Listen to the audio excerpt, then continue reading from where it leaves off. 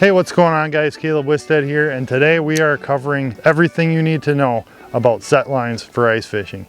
A set line is basically any line that you let sit and let the minnow do the work for you. And we're going to be covering 5 different types of set lines in this video. Number 1, tip-ups. Number 2, automatic hook setting devices. Number 3, flag indication devices. Number 4, dead sticks like I have sitting next to me here. And then number 5, rattle reels. And we're going to go in depth on all of those, as well as rigging and different species applications. So get your pen and paper out. There's going to be a lot of good information in this video, and hopefully this will help you understand everything you need to know about using set lines for ice fishing. So let's head back to the shop and we'll get started. Well, hey guys, welcome to my shop. This is not my shop you're looking at right here. This is a Clam X400 hub shelter that I have set up in my shop, and we're going to film the video in here since I already had it set up, make it a little bit more realistic like we're out on the ice. So let's get started with the 5 types of set lines that you can use for ice fishing. We're going to start with the most basic and the simplest, and that is the simple dead stick. The stick is the rod, the dead is just letting it sit. I don't really like the term dead because the minnow is not dead. The minnow is going to be swimming around down there, and that's what you want. So usually when guys set up with a dead stick, they're setting it next to them in a rod holder or fairly close where they can see it visually and they can watch for that tip to start dropping and just grab the rod, set the hook. When I'm dead sticking, I have a rod holder, like one of the clam lock rod holders, set up right next to me, whether it's on my tub or in my hub shack. For a dead stick rod, you really want a light tip and a strong backbone, because you want that fish to swim away and not feel anything, but you want to see the tip move. And a nice visible tip is good too. And really a big game changer that's come along in dead sticking is the reel I have on this. So this is an Akuma Samar Bait Feeder 1000. This reel allows you to let that fish swim away with the bait due to the switch on the back right here. And we'll be talking more about these reels throughout the video, but that switch right there basically puts this spool into free spool mode or a slight tension. Now that fish can swim away. You see the tip bend, but they can actually swim away with the bait. And now you got a lot more time before you have to set the hook, and you can either flip the switch, which engages the drag, set the hook, or you can simply start reeling and that will click. Hear that click? That'll click the drag into gear. So now I can set this next to me, set that clicker or set that bait feeder on. Oh, looks like I got a bite. I can pick the rod up, let the fish keep swimming, click, slam. You don't have to have a bait feeder. You can certainly just let that rod tip load up, grab it quick and set the hook. That works great, but the bait feeders have definitely changed the game when it comes to dead sticking. I will leave links for all of this stuff, including the rods and reels, in the description below, so make sure you check that out and purchase through those links. That greatly helps my channel. I get a little commission if you buy through those links, and it's nice and convenient to have all these things in one spot. Now you can use a float with a dead stick as well, so I could drop this down the hole and I could put a bobber on here, and that's going to give the fish a little bit of extra time to swim down. You can watch that bobber and then set the hook on them once that bobber sinks. That's a classic way to fish a dead stick as well. Just depends on how you want to go about that and how much time you want the fish to have before it feels that rod. That gives you a little extra time, but if you're fishing, you know, in the cold, that float tends to freeze into the hole and not work as well. So it just depends. If you're in a shack, it can be a great option, especially for finicky fish like crappies. You know, they aren't going to feel the rod, and you can set the hook on them. So that's another way to use a dead stick rod. When you're jigging, having that set line right next to you on that dead stick, the jigging can bring in a fish. They'll hit that live minnow, and it's a great 1-2 punch, especially for guys in Minnesota who don't have the option or the luxury of using more than 2 lines. You know, that jigging dead stick combo, great way to fish for walleyes, pike, bass, crappies, anything on the ice. So that's number 1, the dead stick. Now let's move on to number 2, the classic tip up. So tip ups really revolutionized ice fishing by allowing ice fishermen to put a set line out there a distance away that was going to alert them when they had a bite and allow that fish to swim away with no resistance or little resistance, and give them time to get over there and set that hook. There's a bunch of different kinds of tip ups. really the only one that I use, and probably the most well-known, is the Beaver Dam style tip-up. This is a clam version of the Beaver Dam tip-up. Most manufacturers have some sort of version of the original Beaver Dam. And basically, it's just a spring, a flag, a T-handle, a spindle, and a spool, and it's mounted on this piece of wood. And when a fish comes along, sees that minnow swimming below the hole, they grab the bait, that flag trips, and they can swim away with the bait until you get there. A very, very cool and fun way to fish. Most ice anglers who have used tip-ups have kind of a just gut reaction to that flag going up. Like, you can almost feel it when that flag pops up and you see it. It's just one of the best feelings in fishing. So a fun way to fish, great way for kids to fish. They can just run around and chase flags, as we call it. It's a very simple device, and they work really, really well in the cold. You can put this out, and that spindle has antifreeze in it, so you can sit that in your hole. The spool never freezes up because it's in the water, and you can use this in, you know, well below zero weather. Now, when you're using a tip-up, you want to have a tip-up line on the spool. So this is a braided Dacron line. It's a heavy, heavy line. I like to use 20 or 30 pound test, and it's not standard braid. It's much thicker in diameter. And the reason you want to have specific tip-up line on a tip-up is when you set the hook and pull that fish in by hand, you want something to grab. If you're using standard or like Super Braid, Power Pro, it's going to cut your hands all up because it's so thin. You won't be able to handle it in the cold. It's going to tangle on you. So you definitely want to use some sort of designed tip-up line for a tip-up. Another key is to always use a leader. So I typically use a fluorocarbon leader, oftentimes a much longer leader than the one I have on here, especially in clear water. And we'll get into leaders in a little bit. We're going to go more in depth on leaders for all these set lines because it is kind of a topic of its own, but you never want to tie that tip-up line directly to your hook.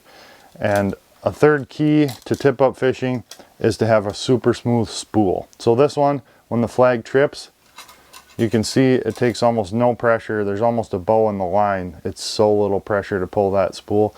That's what you want. That's the biggest key to catching fish on tip-ups, is making sure that that spool spins super, super freely and that fish isn't going to feel the resistance as it swims away. So a couple disadvantages to it. You aren't fighting the fish on a rod, so you have to learn to hand line a fish. Hand lining a fish can be a little bit trickier than fighting one on a rod and reel because there's no room for error. There's no bend in the rod. You're just hand to hand with the fish, so it's easier to let them have slack or pull too hard. So it takes a little bit more skill to hand line a fish than it does to catch one on a rod and reel. So there you go. That's basically all you need to know about tip-ups. Now let's move into rod holding flag alert devices, which are basically a cross between a tip-up and a dead stick. Now, flag alert devices have not been around super long in the ice fishing world, but ice anglers, as innovative as we are, we wanted a way to be able to use a rod and reel and fight a fish on a rod and reel and have the advantage of that rod absorbing the shock, etc., but still be using a tip-up on a set line that we could leave alone and let that fish swim away with the bait. That's where these devices come in. So I was a co-inventor of this particular device here. This is the Clam Predator tip-up, brand new this year. And this is designed to be used as a flag indication device as well as an automatic hook setting device, which we'll get into next.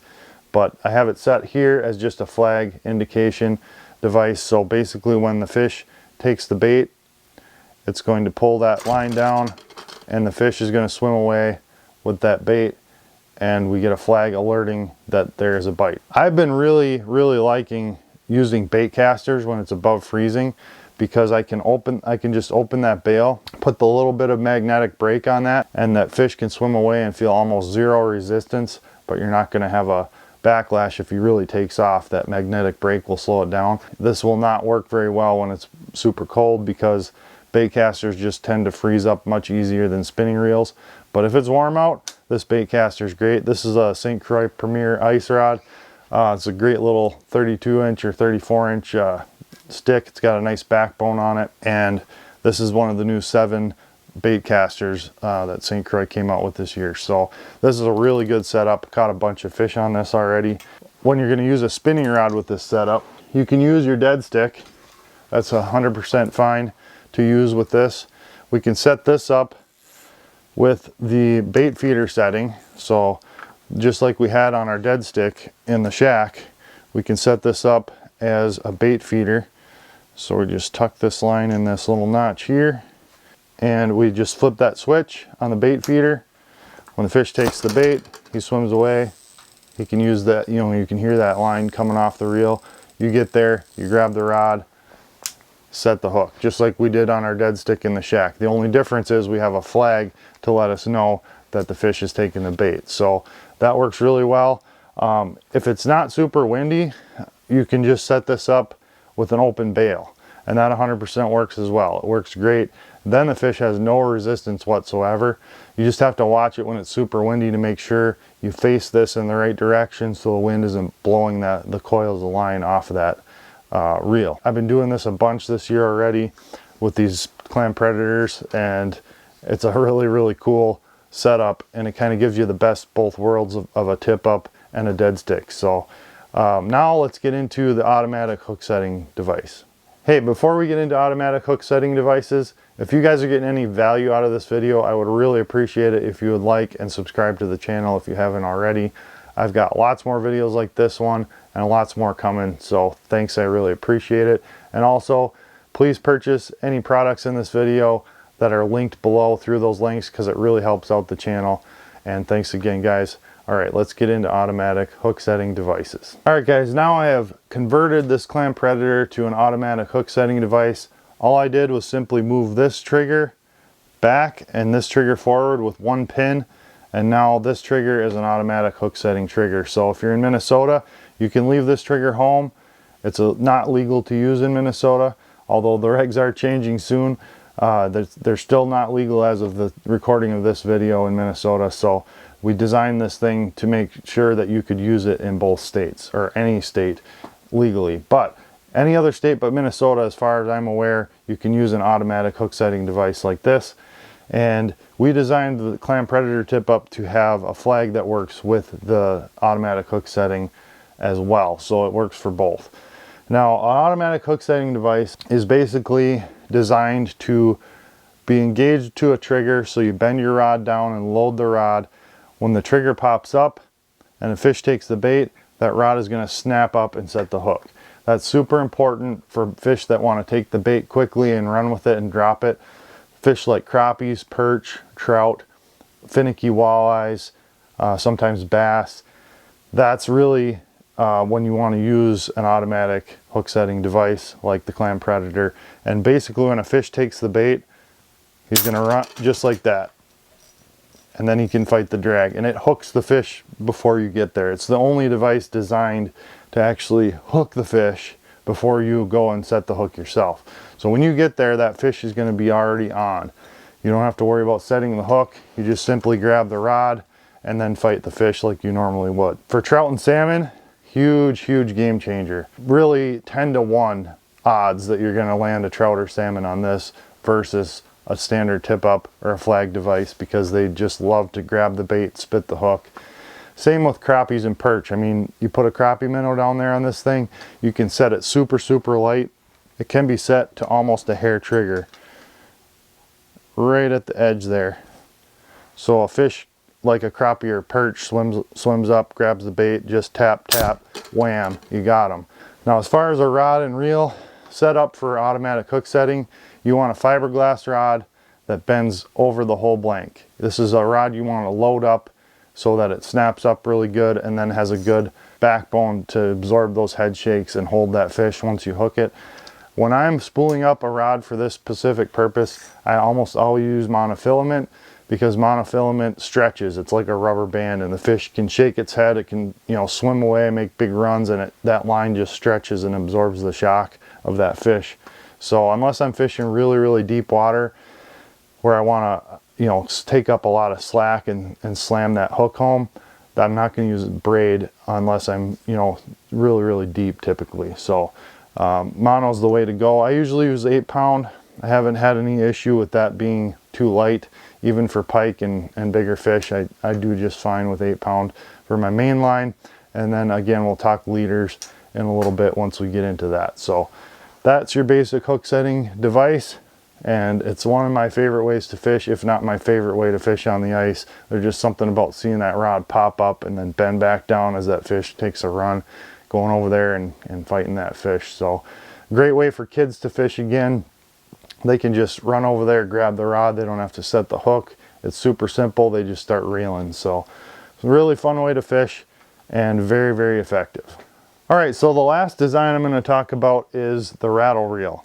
So rattle reels have a very specific purpose. They're basically designed to be used in some sort of shelter or house on the ice, like a wheelhouse or a hub like this one.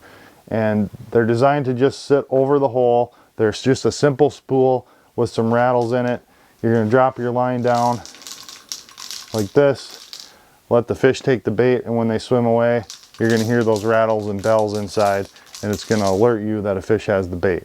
Now this is the clam hub lock rattle reel. It's a great little rattle reel. It's got this hub lock system that locks onto your hubs on your hub shelter, or you can mount it in like a wheelhouse or anything like that. You can adjust where the spool sits on here with these two little O-rings, and you can also adjust the tension by squeezing these discs together or pulling them apart. So you can basically make it free spool or put a little bit of drag on there so fish don't overrun it.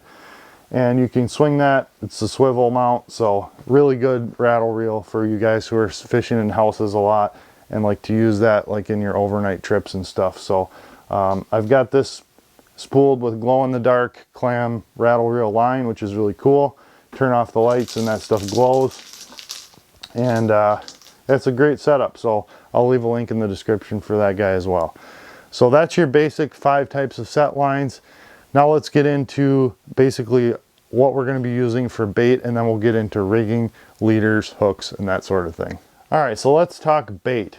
Now most set lines are designed to be used with minnows, with the exception of sometimes guys using automatic hook setting devices will use like maggots or spawn sacks, something like that for trout.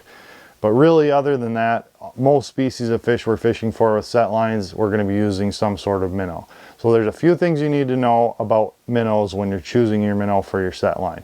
There's 3 primary types of minnows that you can get over most of the ice belt. Number 1, you've got shiners. Number 2 is suckers. Number 3 is fatheads. So one thing you should know is shiners, when they're hooked, they typically want to swim up and away from whatever is holding them back, like your sinker. So shiners are going to swim up. They're going to keep swimming up and up and up until they get exhausted, and then they'll finally kind of settle down. Suckers and fatheads, on the other hand, they want to swim down towards the bottom.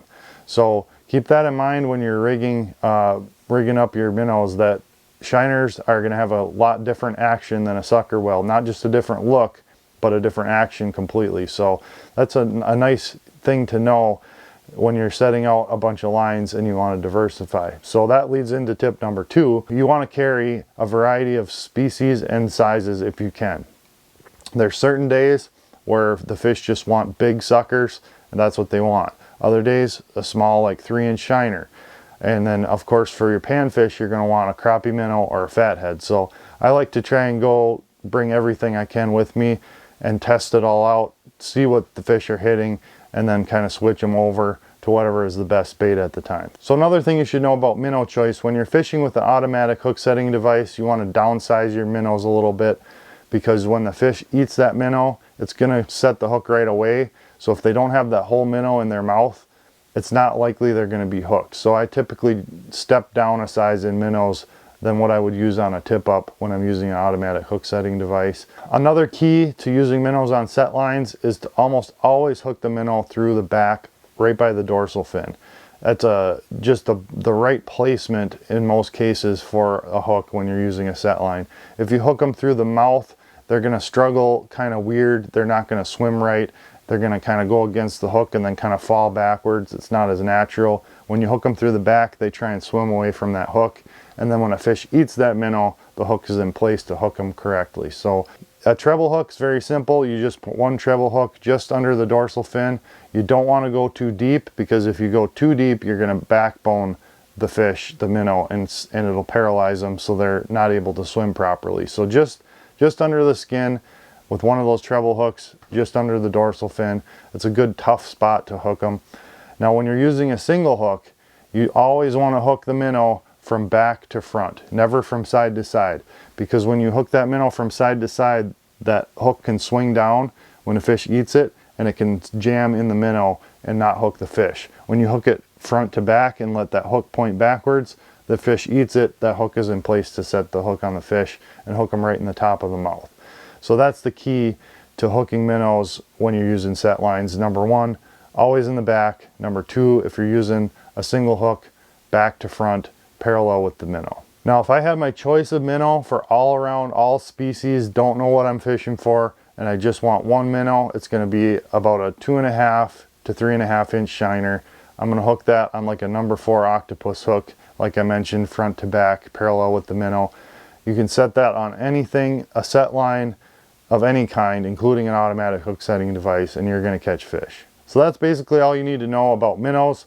Now let's get into rigging. Let's start with leaders. So whether I'm using braid or mono, I almost always have a leader tied on. Leaders allow you to adjust basically what the fish is seeing, abrasion resistance, and all of that stuff. So I typically run some sort of a leader on almost anything I'm using for a set line. On this particular rod, I've got 10-pound braid going to a small swivel, and that's going directly to my leader, and I've got about a 2-foot leader of fluorocarbon on here. Now the fluorocarbon I use is anywhere from 4 all the way up to 50-pound fluorocarbon. And the main reason I'm using those heavier fluorocarbons is when I'm fishing in an area where there's pike, because pike can cut your line with their teeth. So, if I'm fishing walleyes or more finicky fish like panfish or trout, I'm going to use more like a 6-pound leader or an 8-pound leader fluorocarbon. And, I may get a bit off by pike if they're around, but you're going to get more bites on those more finicky fish. Now, if I'm in an area where there's a ton of pike and I may have a chance at walleyes or something like that, then I'm going to go with a 20-pound fluorocarbon. It's a good all-around choice. It's light enough that other fish like walleyes and bass will still eat it, but it's heavy enough that you're not going to get cut off by most pike.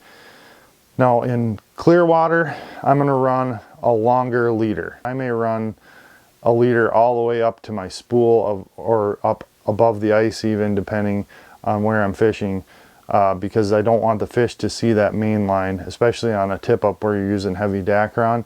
I'll run like a 6 or 8 foot leader sometimes.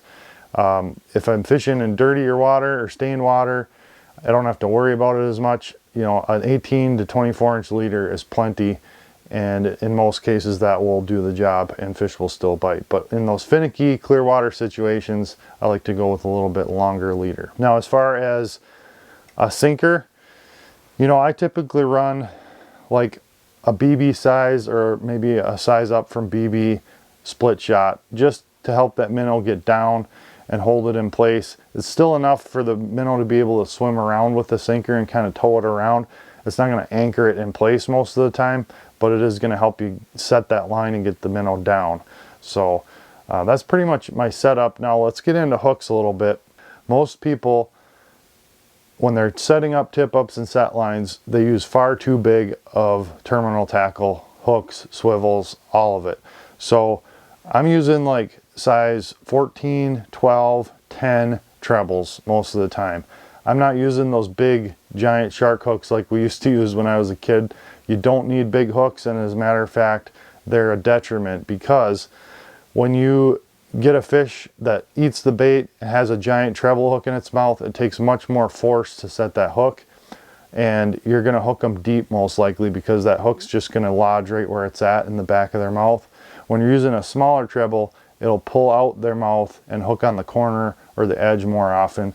And same with an octopus hook. Like on those automatic hook setting devices, if I use a number 6 or number 4 octopus hook, most of the time when it snaps, it's going to pull right to the corner of the fish's mouth, and even if it's pike, it's not going to get its teeth on the line, and it's not going to be gut hooked. So that is a great way to set up with a smaller hook, lighter line, smaller swivels, smaller sinkers. Go smaller on your terminal tackle, and I promise you're going to have more bites. So I like to use treble hooks most of the time when I'm fishing set lines, except for automatic hook setting devices. I really prefer an octopus hook just because it takes less force to set that hook. When you want the minnow to swim around as much as possible, that's another reason to use a single hook. It's less weight. So when I'm fishing trout and salmon of any kind, I almost always use an octopus hook because I want that minnow swimming away as fast as possible so that trout or salmon or whitefish can chase it down and catch it. And I also use a longer leader between my sinker and the minnow so it has more of an area to swim around. And that's one way you can adjust your action on your bait. The closer you slide that sinker to the hook, the less that minnow has of a radius to swim. So when the fish are negative, you want to move that sinker closer to the bait. And when they're more positive and they want to chase the bait, you want to slide it up and away to let that minnow have a little bit more free rein and swim around more. Now when I'm fishing with a camera, I oftentimes put that sinker really close to the bait so that it doesn't swim out of the frame of my camera and I can see it at all times. Now there are a few things that you can add to your tackle and your presentation to kind of change it up, make it look a little bit different. Things like lighted hooks, feathered trebles, bladed trebles, flicker blades, that kind of thing. One of the favorites is actually this Fish Daddy Dirty Bomb spoon, and a lot of guys are using this on their set lines. It's a little flashing light, and sometimes they'll set it 8 inches above the bait. I know Keith Cavaius has been doing that up on Red Lake. Put a little dropper on it, and that works really, really well in dirty and stained water especially. Kind of attracts the fish to that bait and then brings them into that minnow. You can put a feathered treble on there, give it a little wispy action. These are the clam feathered gaff trebles. They work really well.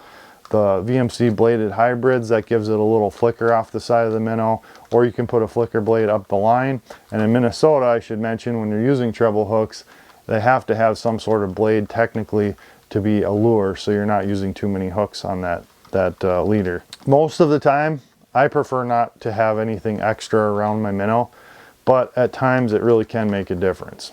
All right, now let's talk about a few accessories that I would consider essential when you're fishing with set lines. One of the biggest ones is these thermal hole covers. When it's really cold out, you can put your tip up in the hole and use one of these hole covers. They just slide over the shaft like that, and that just extends the time that you can leave this set line in without having to clear ice.